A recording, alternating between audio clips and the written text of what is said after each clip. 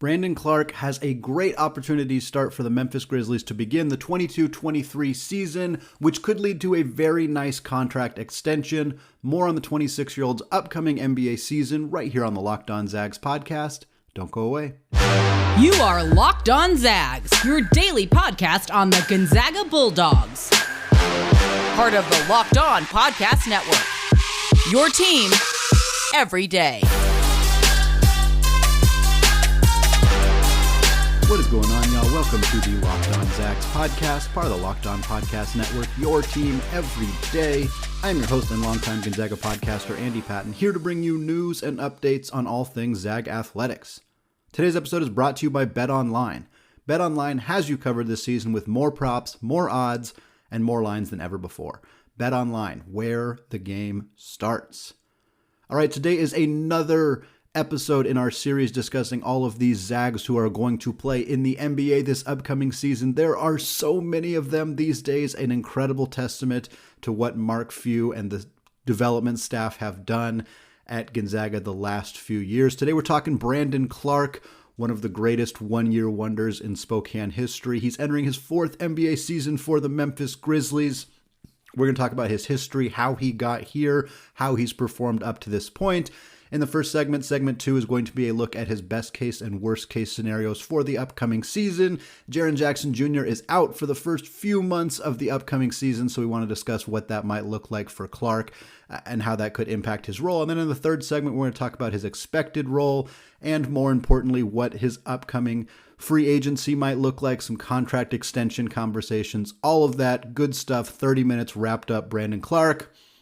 We're going to start with his history. Clarke, of course, did not originally start his college career at Gonzaga. He came out of high school in Arizona, went to San Jose State, spent his first 2 seasons in college with the Spartans down in the Bay Area. He averaged 8.5 points, 5.5 rebounds, 1.5 assists, and just over a block per game as a freshman. So a solid start to his career. Obviously, 8-5 as a freshman is pretty good, but for him to have been a decent backup post at San Jose State to becoming what he became is still a tremendous story. I think we talk so much about the Kelly Olynyk story. We've talked about a handful of other players in the development that they have gone through at Gonzaga. Shemek Karnowski from what he was as a freshman to as a senior. Sam Dower from what he was as a freshman to a senior. But Brandon Clarke's story is a really remarkable one that I don't think gets enough coverage from who he was as a freshman at San Jose State to who he became. So his second year at San Jose State, he really popped off.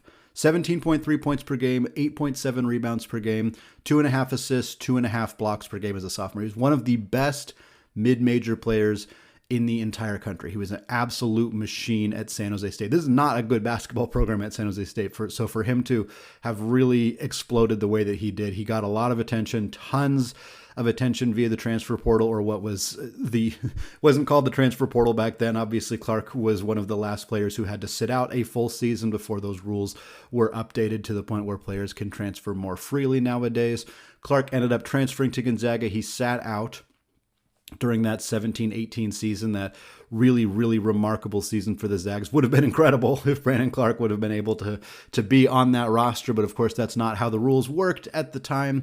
So after sitting out, he made an immediate impact in Spokane during the 2018-2019 season. Immediate impact is almost not enough to describe who Brandon Clarke was in his 1 year at Gonzaga. He was one of the best college basketball players of the entire season, and arguably one of the best college basketball players of the last decade, based purely on this season alone. He was an absolute machine for the Zags. He was the starting center, 37 games played, 36 of them were starts. He averaged just over 28 minutes per night.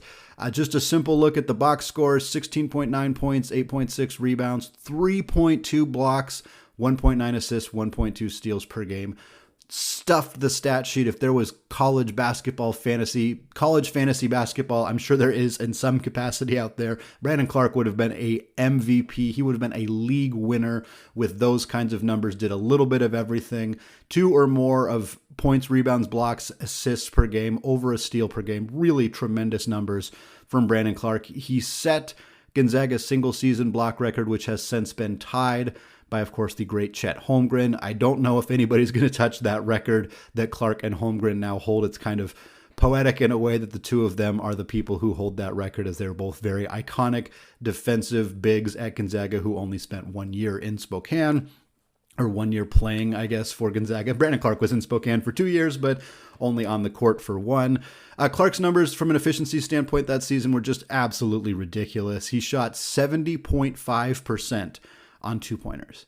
7 out of every 10 attempts inside the three-point line were going in for Brandon Clarke. That is ridiculous. Drew Timme didn't touch 70%, has not touched 70% on two-pointers. Brandon Clarke did it. I mean, this is insane numbers of efficiency. He was only 26.7% from deep. The three-point shot has been a kind of an interesting dynamic in Brandon Clarke's career up to this point. He was also just under 70% from the free throw line. So he shot 70.5% on just all two-pointers, but slightly less than that from the free throw line. That is unusual. You don't see that happen all that often, but that kind of emphasizes the anomaly that is Brandon Clarke. Frankly, he was pretty similar to Zion Williamson. Of course, the Duke legend who played that his one season at Duke was the same year here, the 2018-2019 season. And obviously, Zion got all the attention, understandably. He was a freshman. He's a high-level prospect. Certainly hasn't reached his expectations in the NBA due to injuries, but was considered a generational type talent. So, of course, he got the attention. That Duke team got a lot of attention because of him, because of Cam Reddish, because of RJ Barrett. But, of course, Gonzaga beat them in Maui, one of the most iconic non-conference Gonzaga games, really of all time, certainly of the last 5 or so years. That game was absolutely tremendous. Brandon Clarke had a huge role in that game as well. Never got the full attention that Zion Williamson did, at least from the press, from the media. For some understandable reasons, Clarke was not as good of an NBA prospect as Zion, despite having the elite production, despite being at a high-level program like Gonzaga. He was an older prospect. He didn't have quite the physical gifts, although I think Brandon Clarke is an elite level athlete. There's no shame in not quite having the same physical gifts as Zion Williamson, because he is top 0.05% of human beings on the planet when he is healthy in terms of his athleticism, his ability to be productive. Clarke went into the NBA draft. There was concerns about his wingspan.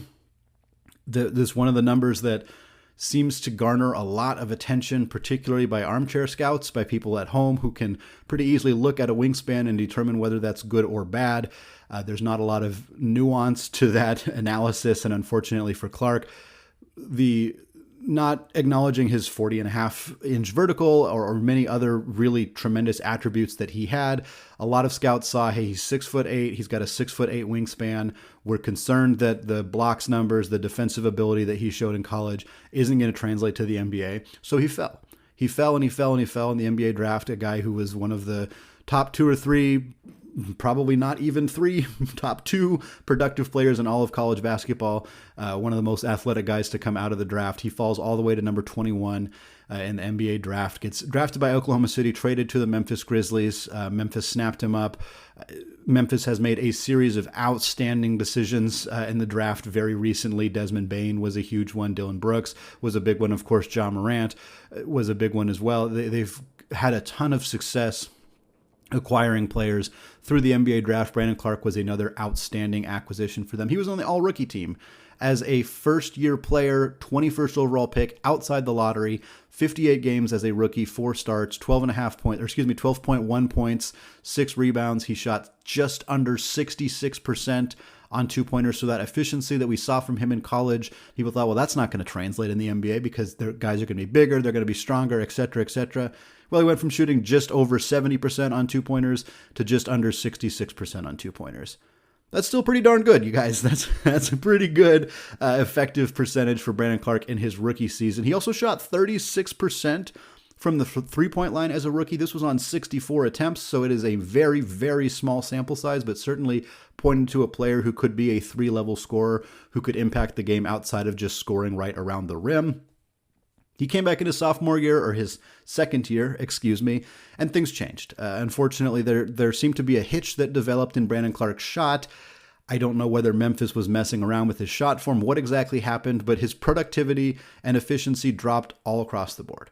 Now, he still averaged 10.3 points, 5.5 rebounds, 1.5 assists. He still shot 56% on two-pointers, which is not bad, but it's also a 10% drop from what he did as a rookie, And then he shot 26% on three-pointers, also a 10% drop. Not as surprising because his rookie year, that percentage was probably a little bit higher than we would have expected it to be, but still seeing him go from shooting 66% on twos and 36% on threes, seeing both those numbers come down by about 10% was definitely alarming, a little bit scary for Brandon Clarke in year two. Beyond that, he fell out of the rotation pretty much entirely. By the time the playoffs rolled around, he just wasn't on the court. He wasn't playing for Memphis. There was a lot of discourse, a lot of conversation. Gonzaga fans were upset. Why did Memphis draft this guy if they're not going to play him? Why have they given up on him? What did they do to his shot? What happened? And it was challenging. It was strange to see this player who seemed so effortlessly. He had so effortlessly moved into the NBA in his first year, and then to see him start to struggle after that was a bit of a challenge. Fortunately, Clarke came back in year three, and while his playing time dipped a little bit, it was his first time being under 20 minutes per game. He had the most productive year of his career, in part because instead of trying really hard to fix some of the things he wasn't very good at, he just focused on doing the things that he is really good at. Brandon Clarke is really good at being a rim runner. He's really good at setting screens, rolling to the basket. His floater game is incredible. His ability to finish through contact, around the rim, all of that is excellent. He's not a great outside shooter. He's not great at a couple other things on the basketball court, but he's really good at rolling to the rim and finishing around there, and so he just focused on doing that. And it worked. He averaged 10.5 points, 5.5 rebounds. He was back up to shooting 66% on two-pointers. He only shot 23% from the three-point line, but again, we just didn't see very many attempts from him in that regard because it's not his game. It's not a strength of his. It's not a skill set of his. There's not really any reason to try to force him to do that if it's not something he's going to be good at. And in particular, when you look at what happened in his second year, it seemed to impact his production in other ways as well. So Clarke looked awesome in his third season. Throughout the year, he was clearly the third big, didn't play a ton, again, under 20 minutes per night. We saw him really explode in the playoffs, though. First round matchup for the Memphis Grizzlies against the Minnesota Timberwolves, Brandon Clarke averaged 16.5 points, 9 rebounds, and 2.7 assists. He was an absolute machine for the Memphis Grizzlies in the first round of the playoffs, got a lot of attention for that. Now he comes into year 4. He is expected to be a high-level role player, the sixth man on this roster again. He's also in the final year of his rookie contract. That is the biggest talking point for Brandon Clarke at this point. We're going to talk best-case scenario, worst-case scenario for Clarke next season. We're going to talk about those things in the second segment while also discussing what a potential contract extension could look for him. But before we do that, I want to tell you all about BetOnline. College basketball may be deep into the offseason, but college football and the NFL are just getting started, and the MLB playoffs are right around the corner. BetOnline.net is your number one source for all of your betting needs and sports information, from all the latest odds contests and player props, you name it. BetOnline remains the best spot for all your latest sports developments, including podcasts and reviews for all of the leagues this season. And it's not just basketball. BetOnline is your continued source for all your sports wagering information needs, including live betting and your favorite Vegas casino games. They even have lines for coaching changes across every major sport, so even in the off-season, you can get your fix. Head to the website today or use your mobile device to learn more about the trends in action. BetOnline, where the game starts.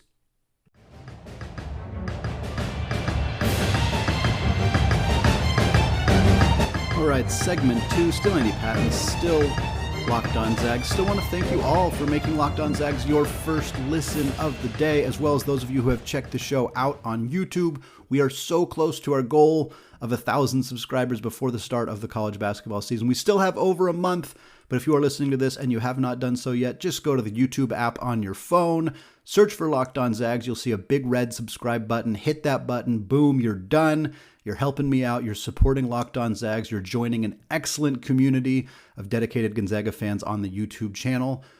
I really appreciate it. All right, we are talking Brandon Clarke, best case, worst case scenarios for his 4th season in the NBA, his final season of his rookie contract.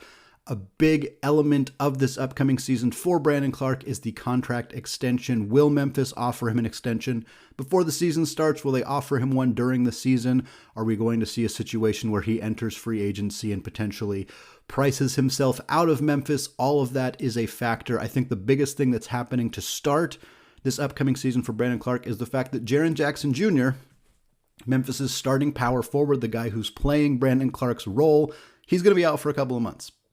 He's got an injury. He's not going to be back right away. For Clarke, it makes sense to bet on himself, to gamble on maybe not signing an extension right away and trying to prove his worth by being a starter for the first few months of the season. In a best case scenario for Brandon Clarke, he steps into a starting role while Jaren Jackson Jr. is out, and he plays the best basketball of his career. Plain and simple, that's the best case scenario for Brandon Clarke. We saw glimpses of that last year. He averaged 16.5 points and 9 rebounds during a playoff series. That is what you could expect from Brandon Clarke in a full-time role. Again, that's best case scenario. Up to this point, he has not put up numbers like that for an extended period of time. The highest production he has put up for a full season is about 12 points and 6 rebounds per game, which is what he did as a rookie. But we've seen him do it. We've seen him be a reliable rim runner, a guy with a really solid floater around the rim, a tenacious rebounder, a good shot blocker. We have seen all of that. Best case scenario for an extended period of time over the first few months of the 22-23 season, Brandon Clarke is that dude. He's averaging 16 and 9. He's averaging over a block and a half per game. He's scoring around the rim. He's playing the best defense of his career. His relationship with Steven Adams, Memphis' starting center, is fantastic. Ja Morant and him form a really great 1-2 punch, a rim running combination. And he just looks like the best version of Brandon Clarke that we have seen in the NBA. Other ways that this would happen, the three-point shooting either improves or goes away entirely. Either way. Either way. I don't think that Brandon Clarke needs a three-point shot in order to reach his quote-unquote best-case scenario. I think that Memphis has perhaps realized this is not necessarily an element of Clarke's game that's going to show up, and it might make more sense for him to focus on doing what he does best. That's what we saw last year. He went away from trying to alter his jump shot, which had very negative impact on him in year 2. He went away from that. He focused more on the things he's already good at. I think the best case scenario for Clarke in year 4 is that he continues to do that. I think the best place we'll see improvement for Brandon Clarke may not show up in the stat sheet, but it's on the defensive end of the floor. The shot blocker that Brandon Clarke was in college hasn't quite showed up in the NBA. That's not entirely surprising. As much as I kind of poo-pooed the conversation about Brandon Clarke's wingspan, which was used to lower his value too significantly in the NBA draft, he fell too far because of concerns about his wingspan. I firmly believe that. Having said that, it's not surprising that his block numbers are less than half what they were his final season at Gonzaga. That's not surprising to me. It's hard to be a rim protector in the NBA when you are 6'8". Even if you have a 41-inch vertical leap, even if you are one of the most athletic dudes in a league full of tremendous athletes like Brandon Clarke is, that's a difficult thing to be. I don't think that Brandon Clarke's his ability to earn a significant bag financially, his ability to be the best version of himself, I don't think it hinges entirely on the shot blocking numbers. Like, I don't think that we're going to determine Clarke's value as a Memphis Grizzlies player based on how many blocks per game he gets. I don't think that that's a significant driving factor, especially on a roster with Steven Adams, especially on a roster with Jaren Jackson Jr. Obviously, he's not healthy right now, but when he is healthy, he's a phenomenal shot blocker. I don't think Memphis necessarily needs him to be the 3.2 blocks per game guy that he was at Gonzaga, but in a best case scenario, he demonstrates more ability to do that. And his ability to be a defensive player away from the rim. This is critical for Brandon Clarke. Clarke is 6'8". He is built more like a slightly above average wing than a legitimate NBA big man.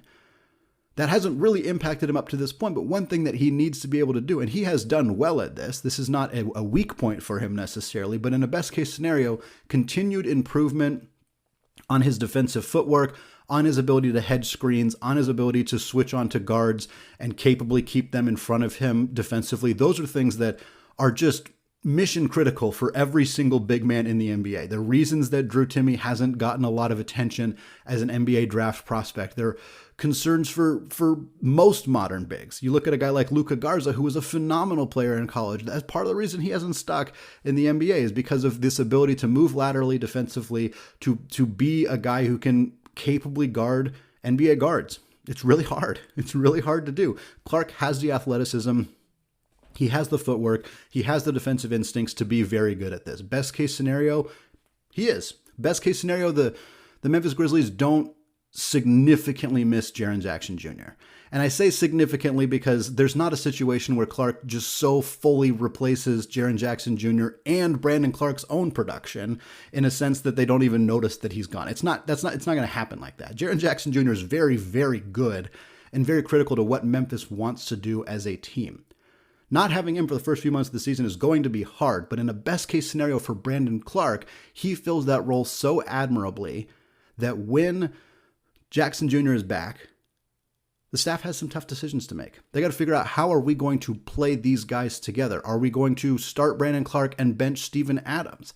I'm not sure that that's a great option just because they wouldn't be able to do that against really big centers. Jaren Jackson Jr. and Brandon Clarke are both undersized. It's a small ball 4 and a smaller ball 5. I'm not sure that would work in a starting lineup situation, but perhaps in Clarke's best case scenario, he plays so well while Jackson Jr. is out. When he returns, he doesn't revert back to a 18, 20 minutes per game role. He's still playing a lot of minutes. Maybe Jackson Jr. plays some more of the 3. Maybe Adams loses some playing time. Who knows? Maybe there's a trade. Maybe there's some roster movement that happens that clears up some space for him. But I think that a best case scenario for Brandon Clarke is he does so well in that time period that he prices himself up significantly. Not signing an extension before the season is Brandon Clarke betting on himself. And it's him betting on himself that I'm going to be productive while my teammate is out to the point where I'm going to earn myself more money. Best case scenario, that's clearly what happens. And he's going into the offseason a high-level free agent, going to earn over $50 million, maybe even over $60 million. And Memphis is going to have to really pull some strings in order to keep him around. Now, the worst-case scenario for Brandon Clarke is just that he doesn't really step up with Jackson Jr. out. Effectively, he's betting on himself by not signing an extension. And he still could sign an extension before the season starts, which would make parts of these conversations a bit obsolete. But assuming he does not, he is betting on himself to be very productive during that time to the point where he's going to earn himself significant money. Worst case scenario is that just doesn't happen. We see what we saw a little bit from him in his second year, where his production from an efficiency standpoint drops off. He's not finishing as well around the rim. The outside shot isn't there. The defense is maybe not as polished as you'd like to see, especially from an older prospect entering his 4th NBA season. And when Jaren Jackson Jr. returns, Clarke reverts back to a smaller role, and perhaps in an absolute worst case scenario, there's a few more minutes going to Xavier Tillman. There's a few more minutes going to Santi Aldama. There's a few more minutes going to Killian Tilly. Not a bad situation for Killian Tilly himself. Not a great situation for Brandon Clarke. Worst case scenario for Brandon Clarke is after Jaren Jackson Jr. returns, he is playing less than 20 minutes per game, less than 18 minutes per game. The outside shot isn't there. The finishing around the rim isn't there. We don't see those improvements defensively. He's 3rd, maybe even 4th on the depth chart, or at least much closer to 4th than he is 2nd on the depth chart. And he's heading into the free agency without a significant amount of value. Brandon Clarke's going to be 27 years old when free agency rolls around. That's not old, but it's also not that young either. He's going to be one of the oldest players coming off of his rookie contract because he was one of the oldest players who was drafted in that draft class. That's part of the reason that his value kind of fell a little bit. And the worst case scenario for Brandon Clarke is as he enters free agency, it doesn't seem like he has an obvious spot to return in Memphis. And while teams are always looking for athletic rim-running bigs like Brandon Clarke, maybe the market isn't as intense as we would have hoped for. Maybe instead of a contract in the 4-year, $50 million range, maybe he's looking at something like $332. 2 or 3 year contract, maybe to rebuild some value to try again when he turns 30. Worst case scenario is he's going to have to settle for a contract that, while it's still going to be better than his rookie contract, it's maybe not maximizing the value that he could have gotten had he taken more advantage of getting that starting role while Jaren Jackson Jr. was hurt. All right, in the third and final segment, we are going to take a look at Brandon Clarke's likely role next season and, of course, explore a little bit more what an extension might look like for the 26-year-old right after this.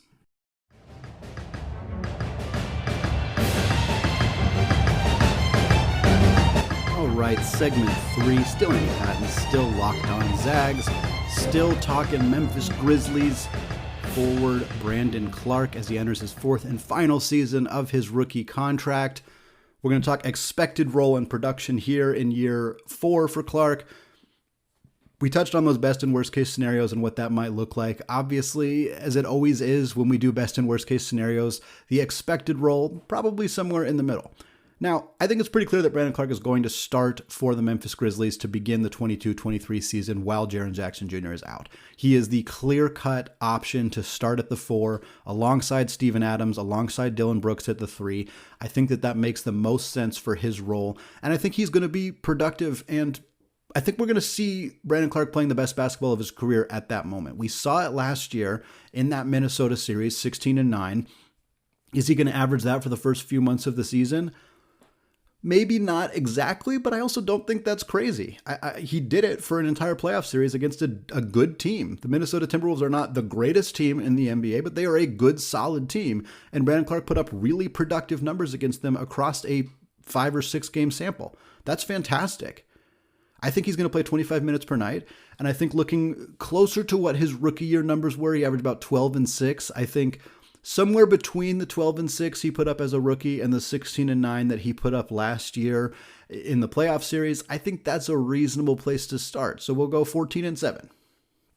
Go 14 and 7. Those are, if he puts up that production while starting at power forward and playing 25-ish minutes per night while Jackson Jr. is out, that's going to make him really appealing, really lucrative. It's going to make teams really interested in what his potential free agency might look like. Teams are going to evaluate him as, hey, this is not just a guy who can come off the bench for us and play 12 to 15 minutes per night. This is a guy who we could start. This is a guy we could play 25 to 30 minutes per night. This is a guy that we could legitimately rely on if we needed to. And Memphis is a playoff team. You know, this is not like, oh, he could start for Indiana, but he's not going to start for a good team. No, this dude, if he does this, if he starts and plays productively for a good Grizzlies team while Jaren Jackson Jr. is out, that's going to make him an appealing potential starter for every team in the NBA. He wouldn't start for every team necessarily, but he's going to start for a lot of them. And when you have that kind of market value, your impending free agency becomes a lot more appealing to other teams. Suddenly the $50-60 million that you're looking for becomes a lot more attainable. Now, Clarke's going to need to keep up that efficiency. If he puts up 14 and 7, but the 2-point percentage drops, the 3-point percentage isn't there, the free throws drop, he's not as productive, he's missing more shots, he's turning the ball over. If all of that stuff happens, like, there needs to be some nuance, some context. A few more points, a few more rebounds per game is kind of expected with an increased, with more minutes. But he needs to be able to stay efficient, stay productive, make an impact defensively. I don't doubt that he's capable of doing all of that stuff, but it's more than just, hey, he's scoring a few more points per game because he's playing more. There needs to be a little bit more to it than that. And then, of course, there's the fact that Jackson Jr. is probably not going to be out for the entire year. Of course, you never know. Injuries can linger. They can last. Hopefully that's not the case. But if he returns in a couple of months, then we got to see what happens to Clarke. I ultimately think Brandon Clarke will probably step back into more of a role reminiscent of what he had last year. 19.5 points per game, 10 points, 5 boards. I think that's probably what his role is going to look like when Jackson Jr. is back and healthy. Of course, there are a ton of factors here. Is Steven Adams still healthy? Is he still productive? What happens with, everybody else on the roster? It's going to be, are there trades? Are there anything else that happens? So it's hard to make all these full predictions. That's what makes watching basketball fun, is that things change and alter and things are different as the year goes on. But I think ultimately an expectation of Clarke to put up good numbers, better numbers than he's put up throughout his career while Jackson Jr. is sidelined, and then to revert back to being a still solid 10 and 5, 20-minute per game type guy while coming off the bench. If he's able to do that for a full season while still being an efficient scorer around the rim, the floater game is still going to be exceptional. The outside shot is not really a factor. The defense continues to be a strong point for him. If all of that can happen, the Memphis Grizzlies are going to have to really pull out the bag in order to keep him around. If the Memphis Grizzlies want to keep him, $450 is probably what we're going to end up at. 4 years, $50 million. This is a contract that Wendell Carter got last offseason. It seems like the closest comparison for where Clarke is going to be. I think the baseline for what they're going to talk about is the contract that former Oregon Duck Chris Boucher, who plays for the Toronto Raptors, he signed for three years and $35.2 million. Marvin Bagley III signed for 3 years, $37.5 million. Brandon Clarke is better than both of those guys. He's a more productive offensive player. He is a better defensive player. He's going to deserve more money than that. If that's the case, adding a fourth year, getting that security for Clarke, that gives him all the way through age 31. I think that that's a significant factor for him to get a contract that pays you up into kind of the right past your peak, in theory, for most NBA players, kind of start peaking or start falling off their peak in their early 30s. You kind of want your contract to run through that period of time. For him, if he can get that fourth year, if he can get, $16, $17 million a year, that's tremendous. I think that that's deserved. I think that Memphis should be willing to pay that if they have the ability to do so. And I think if they don't, somebody else will. If Brandon Clarke puts up 14-7 or 16-9 or somewhere in that ballpark as a starter for a playoff caliber Memphis Grizzlies team, even if it's only for a few months, somebody's going to pay him $50 million. I can almost guarantee you that somebody will pay him $50 million. Whether it's Memphis or not is hard to say. If Memphis feels pretty confident in the development of Xavier Tillman or of Killian Tilly or of Santi Altima, perhaps they choose to go another direction. Of course, Memphis could also look at David Roddy or Kyle Lofton or some of the other younger guys that they signed this last season, or they drafted or they signed as free agents. If they feel like Clarke is not somebody that they need going forward, or they don't need at $50 million, I could see them opting to go elsewhere. But I have a hard time imagining that Brandon Clarke's not going to be highly sought after unless things go significantly awry this upcoming season. He's 26 years old. He's a high-level athlete. He has had success in the NBA. He's put up highly productive numbers in a bench role, in a starting role, in the playoffs, in the regular season. He's done a little bit of everything. And for me, that is enough that he's going to get paid. He's going to make his money. It may not be in Memphis. Memphis may continue to try their luck with drafting and developing young bigs, which they've been very, very good at throughout their tenure in the last couple of years. So I could see them continuing to try to gamble on that. And if they do that and they decide to let Clarke go, he's going to be a very rich man and a very, very successful basketball player wherever he ends up. All right, that is going to do it for me today. Don't forget to check out my written content at scorezagscore.com. We got one more very fun episode coming your way on Friday with a fun guest. Check that one out. Wherever you already get your podcast, you can also check it out on YouTube as well. Finally, thank you again to those of you who have made Locked On Zags your first listen of the day. Locked On WCC doesn't exist yet, but you can get more informed on the West Coast happenings by making Locked On Pac-12 your second listen of the day. Host Spencer McLaughlin and the local experts of Locked On take you across the Pac-12 in 30 minutes, 5 times per week. All right, thank you all for listening, and go Zags.